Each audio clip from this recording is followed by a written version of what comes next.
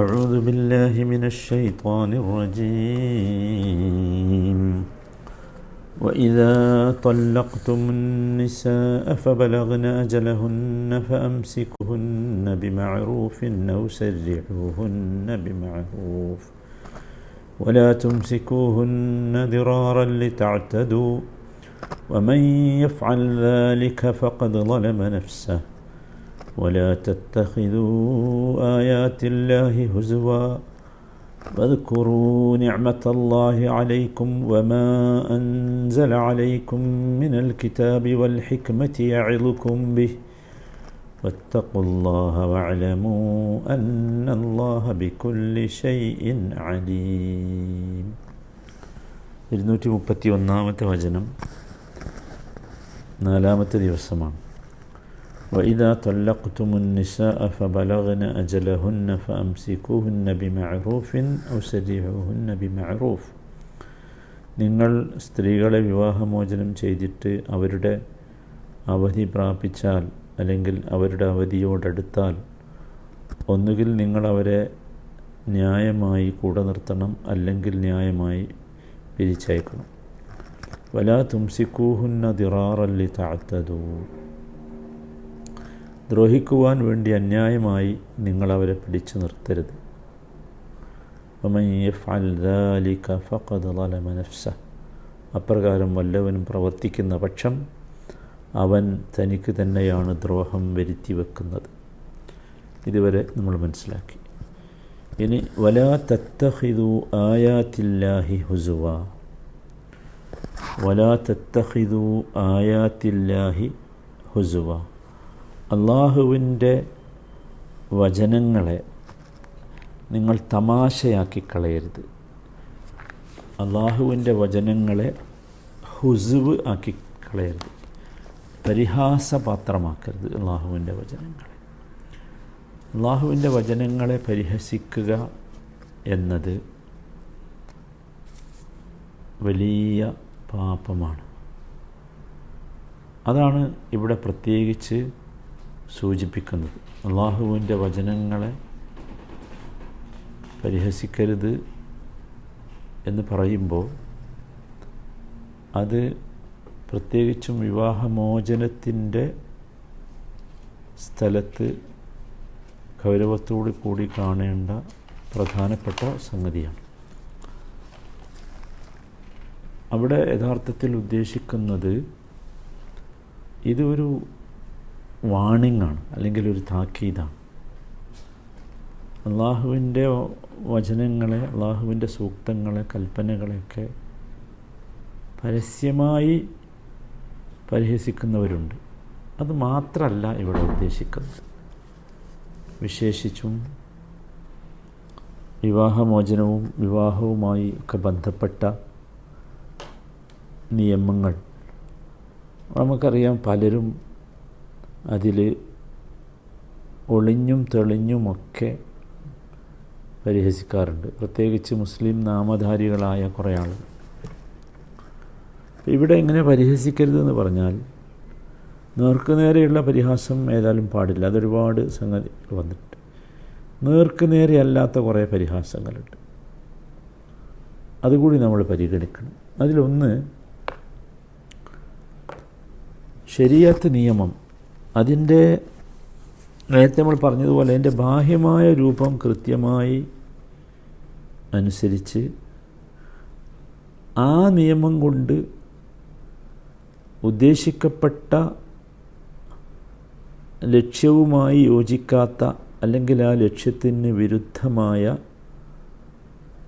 മറ്റൊന്ന് ലക്ഷ്യമാക്കുക, ഇത് അള്ളാഹുവിൻ്റെ സൂക്തങ്ങളെ പരിഹസിക്കലാണ്. നമ്മൾ ശരിക്കും ശ്രദ്ധിക്കേണ്ട ഒന്നാണ്. ഉദാഹരണം പറഞ്ഞാൽ, ഇപ്പോൾ ഇവിടെ പ്രത്യേകിച്ചും ഇദ്ദയിലിരിക്കുന്ന സ്ത്രീയെ ഭർത്താവ് തിരികെ സ്വീകരിക്കുക എന്നത് ശരീഅത്ത് പ്രോത്സാഹിപ്പിച്ചിട്ടുണ്ട്. അത് നമ്മൾ വിശദീകരിച്ചല്ലോ. കൂടെ താമസിപ്പിക്കലാണ്, കൂടെ നിർത്തലാണ് പിരിച്ചുവിടുന്നതിനേക്കാൾ അഭികാമ്യം. അതാണ് ആദ്യം പറഞ്ഞതെന്നൊക്കെ പറഞ്ഞല്ലോ. പക്ഷേ അതിൻ്റെ ലക്ഷ്യം ദിറാറാണെങ്കിലോ, അവളെ പീഡിപ്പിക്കുക എന്നതാണെങ്കിൽ അത് പരിഹാസമാണ്. അള്ളാഹുവിൻ്റെ വചനങ്ങളെ പരിഹസിക്കലാണ്. അതുപോലെ മറ്റൊന്ന്, മുത്തലാഖിന് വിധേയമായ സ്ത്രീ ആദ്യ ഭർത്താവിന് വീണ്ടും അവളെ വിവാഹം കഴിക്കാൻ വേണ്ടി ചടങ്ങ് വിവാഹം എന്നൊരു പരിപാടിയുണ്ട്. നമ്മൾ നേരത്തെ വിശദീകരിച്ചിട്ടുണ്ടത്. ഇത് യഥാർത്ഥത്തിൽ അള്ളാഹുവിനെ ധിക്കരിക്കുന്നതിന് അല്ലെങ്കിൽ അള്ളാഹുവിൻ്റെ സൂക്തങ്ങളെ പരിഹസിക്കലാണ്. ഇതൊക്കെ പരിഹാസമാണെന്ന് മാത്രമല്ല, ദീനിനെയും അള്ളാഹുവിൻ്റെ നിയമങ്ങളെയുമൊക്കെ മറ്റുള്ളവരുടെ മുമ്പിൽ പരിഹാസ്യപാത്രമാക്കാൻ വേണ്ടിയുള്ള മാർഗങ്ങൾ കൂടിയാണ്. അതുകൊണ്ട് ഇതൊക്കെ നമ്മൾ എന്ത് ചെയ്യണം? ശ്രദ്ധിക്കണം. ഇതൊക്കെ ഇതിൽപ്പെടും. പ്രത്യേകിച്ച് ഈ വിവാഹമോചനവുമായി ബന്ധപ്പെട്ട് പറയും. എന്നിട്ട് പറയുന്നത്, വദ്കുറൂ നിഅമത്തല്ലാഹി അലൈക്കും വമാ അൻസല അലൈക്കും മിനൽ കിതാബി വൽ ഹിക്മ യഅ്ലുക്കും ബിഹി. വദ്കുറൂ നിഅമത്തല്ലാഹി അലൈക്കും, അള്ളാഹു നിങ്ങൾക്ക് ചെയ്ത അനുഗ്രഹങ്ങളെ നിങ്ങൾ ഓർക്കണം. അപ്പോൾ അള്ളാഹു നിങ്ങൾക്ക് ചെയ്ത അനുഗ്രഹങ്ങൾ അത് എണ്ണിക്കണക്കാക്കാൻ പറ്റാത്തതാണ്. ഒരുപാട് അനുഗ്രഹങ്ങൾ മുഴുവൻ അള്ളാഹുവിൽ നിന്നാണ്. വമാ ബിക്കും മിൻ നിഅമത്തിൻ ഫമിനല്ലാഹ്, നിങ്ങൾ അനുഭവിക്കുന്ന ഓരോ അനുഗ്രഹങ്ങളും അള്ളാഹുവിൽ നിന്നാണ്. പ്രത്യേകിച്ച് തലാഖുമായി ബന്ധപ്പെട്ട് ഇത് പറയുമ്പോൾ ഇവിടെ മനസ്സിലാക്കേണ്ടത്, വിശുദ്ധ ഖുർആൻ അവതരിക്കുന്ന കാലഘട്ടത്തിലെ സ്ത്രീയുടെ അവസ്ഥ എന്തായിരുന്നു എന്നതാണ്. സ്ത്രീയുടെ വിവാഹവും സ്ത്രീയുടെ വിവാഹമോചനവുമായി ഒക്കെ ബന്ധപ്പെട്ട നിയമങ്ങൾ വിശുദ്ധ ഖുർആൻ അവതരിക്കുന്നതിന് മുമ്പും അതിന് ശേഷവുമുള്ള അവസ്ഥ അതാണ്. അവിടെ യഥാർത്ഥത്തിൽ അന്ന് ജീവിച്ച മനുഷ്യരോട് വിശേഷിച്ചും അവരുടെ ശ്രദ്ധ അന്നത്തെ കാലഘട്ടത്തിലുള്ള ഇതുമായി ബന്ധപ്പെട്ട സംഭവത്തിലേക്ക് ക്ഷണിക്കുകയാണ്. ഒരു പെണ്ണിനെ തലാഖ് ചെയ്യും, എന്നിട്ട് ഇദ്ദ തീരുന്നതിന് മുമ്പ് വീണ്ടും തിരിച്ചെടുക്കും, വീണ്ടും തലാഖ് ചെയ്യും. ഇങ്ങനെ എത്ര തവണ വേണമെങ്കിലും ചെയ്യായിരുന്നു. അവളെ പീഡിപ്പിക്കാൻ വേണ്ടി അങ്ങനെ ചെയ്യാറുണ്ടായിരുന്നു. മാസങ്ങളോളവും വർഷങ്ങളോളവും ഒരു സ്ത്രീ പുരുഷ ബന്ധമില്ലാത്ത വിധം ഒരു പെണ്ണിനെ അകറ്റി നിർത്താൻ വേണ്ടി ഇങ്ങനെ ചെയ്യാറുണ്ടായിരുന്നു. അതുപോലെ ഒരു സ്ത്രീക്ക് അവളുടെ ഭർത്താവ് മരിച്ചാൽ സമൂഹത്തിൽ നിന്ന് അവൾ ഒറ്റപ്പെട്ട് ജീവിക്കണമായിരുന്നു. വീട്ടിൽ നിന്ന് അവർക്ക് പുറത്തിറങ്ങാൻ പറ്റുമായിരുന്നില്ല. നിങ്ങൾ ആലോചിച്ചു, ഇങ്ങനെ ഒരു കാലം ഉണ്ടായിരുന്നല്ലോ. സ്ത്രീ പെൺകുട്ടി ജനിച്ചു എന്ന് കേട്ടാൽ അപമാനമായിരുന്നു. ഇങ്ങനെയൊക്കെയുള്ളൊരവസ്ഥ ഉണ്ടായിരുന്നു. ആ അവസ്ഥയ്ക്ക് ശേഷമാണ് ഇസ്ലാം വരുന്നത്. ഇസ്ലാം കൊണ്ടുവന്ന നിഅമത്ത് എത്ര ശക്തമാണ്. ഇസ്ലാം സ്ത്രീക്ക് വലിയ മഹത്വം നൽകി, നല്ല നിയമങ്ങൾ കൊണ്ടുവന്നു. സ്ത്രീക്ക് സംരക്ഷണമായിട്ടുള്ള നിയമങ്ങൾ വലിയ സംഭവമല്ലേ. ഇതൊക്കെ അള്ളാഹുവിൻ്റെ നിഅമത്തുകളാണ്. അതുപോലെ വമാ അൻസല അലൈക്കും മിനൽ കിതാബി വൽ ഹിക്മ, വമാ അൻസല അലൈക്കും മിനൽ കിതാബി വൽ ഹിക്മ, അള്ളാഹു അവതരിപ്പിച്ച വേദം, ആ വേദത്തിൻ്റെ വിശദീകരണമായ ഹിക്മത്ത് അഥവാ സുന്നത്ത്, നബിചര്യ, നബിയുടെ വിശദീകരണം. കിതാബ് എന്ന് പറഞ്ഞാൽ ഇവിടെ ഉദ്ദേശിക്കുന്നത് ഖുർആനാണ്. ഹിക്മത്ത് എന്ന് പറഞ്ഞാൽ അള്ളാഹുവിൻ്റെ റസൂലിൻ്റെ സുന്നത്താണ്. ഇത് രണ്ടും യഥാർത്ഥത്തിൽ അള്ളാഹു മനുഷ്യർക്ക് നൽകി എന്നത് അള്ളാഹുവിൻ്റെ നിഅമത്തുകളിൽ പെട്ടതാണ്. യഅ്ളുക്കും ബി, ഇതിലൊക്കെ എന്താണുള്ളത്? ഇതിൽ വഅളാണുള്ളത്, സാരോപദേശമാണുള്ളത്. അപ്പോൾ സാരോപദേശം നിറഞ്ഞ കിതാബും സാരോപദേശം നിറഞ്ഞ സുന്നത്തും ഇത് രണ്ടും അവതരിപ്പിച്ചു എന്ന നിഅമത്തും ഓർക്കണം, അതും ഓർക്കണം. ഇതൊക്കെ നിങ്ങൾ ഓർക്കണം. അതിലൂടെയാണ് യഥാർത്ഥത്തിൽ ഇസ്ലാം ഒരു നല്ല സമൂഹത്തെ വളർത്തിയെടുത്തത്. ഉത്തമമായ സ്വഭാവം സമൂഹത്തിന് വിശദീകരിച്ചു കൊടുത്തത് ഈ ഖുർആനിലൂടെയും ഈ സുന്നത്തിലൂടെയുമാണ്. അത് അല്ലാഹു ഇവിടെ ഓർമ്മിപ്പിക്കുകയാണ്.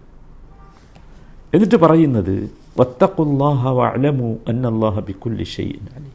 വത്തഖുല്ലാഹ്, നിങ്ങൾ അല്ലാഹുവിനെ സൂക്ഷിക്കണം. അവസാനിപ്പിക്കുന്നത് അങ്ങനെയാണ്, വഅലമു അന്നല്ലാഹ ബികുല്ലി ഷൈഇൻ അലീം. അത് വളരെ പ്രധാനമാണ്. അല്ലാഹു എല്ലാ കാര്യവും അറിയുന്നവനാണ് എന്ന് നിങ്ങൾ മനസ്സിലാക്കണം എന്ന്. ഇവിടെ വിശ്വാസികൾ വിശേഷിച്ചും ഓർക്കേണ്ട വളരെ പ്രധാനപ്പെട്ട കാര്യം, ഇസ്ലാം എന്നത് അല്ലെങ്കിൽ ഇസ്ലാമിക ശരീഅത്ത് എന്ന് പറയുന്നത് അത് ശാപമല്ല, ഭാരമല്ല. അങ്ങനെയാണ് പലരും പരിചയപ്പെടുത്താറുള്ളത്. ഇസ്ലാമിലെ വ്യക്തി നിയമങ്ങൾ, വൈവാഹിക നിയമങ്ങൾ, വിവാഹമോചന നിയമങ്ങളൊക്കെ ഒരു ശാപമോ ഭാരമോ ആയാണ് പറയാറ്. അല്ല, ഈമാനിൻ്റെയും ഇസ്ലാമിൻ്റെയും മാർഗം സ്വീകരിക്കാൻ ഭാഗ്യം ലഭിച്ചു എന്നത് തന്നെ വലിയ നിഅമത്താണ്, അനുഗ്രഹമാണ്. അതില്ലാത്തവരുടെ അവസ്ഥ എന്താ നിങ്ങൾ ആലോചിച്ചു. അങ്ങനെ നമുക്ക് സ്വയം നന്മകൾ ജീവിതത്തിൽ പാലിച്ചുകൊണ്ട് ജീവിക്കുവാനും മറ്റുള്ളവർക്ക് നന്മകൾ കാണിച്ചു കൊടുക്കുവാനും തിന്മകൾ നമ്മുടെ ജീവിതത്തിൽ നിന്ന് അകറ്റി ജീവിക്കുവാനും തിന്മകളെ വിലക്കുന്നവരാകാനും ഒക്കെ അതിനേക്കാളുപരി ഈ വേദത്തിൻ്റെയും ഈ സുന്നത്തിൻ്റെയും ഒക്കെ സാക്ഷികളാകാൻ അല്ലാഹു നമ്മൾ തിരഞ്ഞെടുത്തു എന്നത് വലിയ നിഅമത്താണ്. ഈ സ്ഥാനമാനങ്ങളൊക്കെ യഥാർത്ഥത്തിൽ അല്ലാഹു നമുക്ക് നൽകുന്നത് എപ്പോഴാണ്? അല്ലാഹു കൽപ്പിച്ച, ഇസ്ലാം കൽപ്പിച്ച, ശരീഅത്ത് കൽപ്പിച്ച വിധിവിലക്കുകളെ ആദരിക്കുകയും അതനുസരിച്ച് ജീവിതത്തെ ക്രമപ്പെടുത്തുകയും അതിലേക്ക് നമ്മുടെ ജീവിതം സാക്ഷിയായി മറ്റുള്ളവർ വരികയുമൊക്കെ ചെയ്യുമ്പോഴാണ്. അതാണ്. അതല്ലാതെ ശരീഅത്തിൻ്റെ പരിധികളും ശരീഅത്തിൻ്റെ നിയമങ്ങളും അതിൻ്റെ ലക്ഷ്യങ്ങൾക്ക് വിപരീതമായി ഉപയോഗിക്കാനുള്ള ശ്രമം നമ്മിൽ നിന്നുണ്ടാകരുത്. അത് നമ്മളെപ്പോഴും ശ്രദ്ധിക്കേണ്ടതാണ്. ഇന്ന് കോടതി കയറി അതാണ് ചെയ്യാൻ പോകുന്നത് പലരും. തെറ്റാണ് സഹോദരന്മാരെ, പാടില്ല, തെറ്റാണ്, ചെയ്യാൻ പാടില്ല. ഇസ്ലാം എന്ന ഇസ്ലാമിക ശരീഅത്ത് എന്ന അതിവിശിഷ്ടമായ ഏറ്റവും ഉന്നതമായ സത്യത്തെ, ധർമ്മത്തെ, നീതിയെ, അതിനെ എൻ്റെ സ്വന്തം ജീവിതത്തിലൂടെ മറ്റുള്ളവർക്ക് മുമ്പിൽ കാണിച്ചു കൊടുക്കുന്നതിന് പകരം ചില നിയമങ്ങൾ കോടതികളിലൂടെ കൊണ്ടുവന്ന് ഇസ്ലാമിനെയും മുസ്ലിങ്ങളെയും പരിഹസിക്കുന്ന ആളുകളായി നാം മാറുകയാണ്. അപ്പോൾ അതുകൊണ്ട് നമ്മൾ ശ്രദ്ധിക്കേണ്ടത്, അല്ലാഹു അവൻ്റെ ഖുർആനിലൂടെയും സുന്നത്തിലൂടെയും നബിയുടെ സുന്നത്തിലൂടെയും സല്ലല്ലാഹു അലൈഹി വസല്ലം നമുക്ക് തന്ന നിയമങ്ങളെ, തത്വങ്ങളെ ആദരവോടെ അനുസരിക്കണം. അതാണ് അള്ളാഹുവിൻ്റെ ഉപദേശം. നമ്മൾ ഓർക്കണം, അള്ളാഹു രഹസ്യവും പരസ്യവും അകവും പുറവും എല്ലാം ഒരുപോലെ അറിയുന്നവനാണ്. അതാണ് വത്തഖുല്ലാഹ വഅലമു അന്നല്ലാഹ ബികുല്ലി ഷൈഇൻ അലീം എന്ന് പറയും. അത് നമ്മളെപ്പോഴും ഓർക്കണം. നമ്മൾ വിചാരിച്ച് കോടതിയിൽ നിന്ന് രക്ഷപ്പെട്ടാൽ രക്ഷപ്പെടുന്നു. വഅലമു അന്നല്ലാഹ ബികുല്ലി ഷൈഇൻ അലീം. അപ്പോൾ എന്താണെന്ന് വെച്ചാൽ നമ്മുടെ നാട്യങ്ങളോ ജാടകളോ ഉപയോഗിച്ച് അല്ലെങ്കിൽ കള്ളം പറഞ്ഞ് കള്ളസാക്ഷികളെ കൊണ്ടുവന്ന് അള്ളാഹുവിനെ പറ്റിക്കാൻ കഴിയില്ല. നമ്മുടെ വാക്കും പ്രവൃത്തിയും തമ്മിലുള്ള വൈരുദ്ധ്യം അല്ലെങ്കിൽ വാക്കിലുള്ള പ്രവൃത്തിയിലുള്ള ഉദ്ദേശശുദ്ധി, ഇതൊക്കെ അള്ളാഹു തിരിച്ചറിയും. ഇതൊക്കെയാണ് അള്ളാഹു ഒരു താക്കീതെന്ന നിലക്ക് പറയുന്നത്. ഇതൊരു താക്കീതാണ്. അതുകൊണ്ട് നമ്മൾ തഖ്വയുള്ളവരാകണം. തഖ്വയുള്ളവരായാൽ ജീവിതം എളുപ്പമാകും എന്നർത്ഥം. നമ്മളെപ്പോഴും ശ്രദ്ധിക്കേണ്ടതാണ്. അള്ളാഹു നമ്മളെ അറിയുന്നുണ്ട് എന്ന ചിന്ത, ആ ചിന്തയാണ് യഥാർത്ഥത്തിൽ തഖ്വയുള്ളവരാകാൻ നമുക്ക് സഹായം നൽകുക. അള്ളാഹു അങ്ങനെയുള്ള മുത്തഖീങ്ങളിൽ നമ്മെ ഉൾപ്പെടുത്തുമാറാകട്ടെ.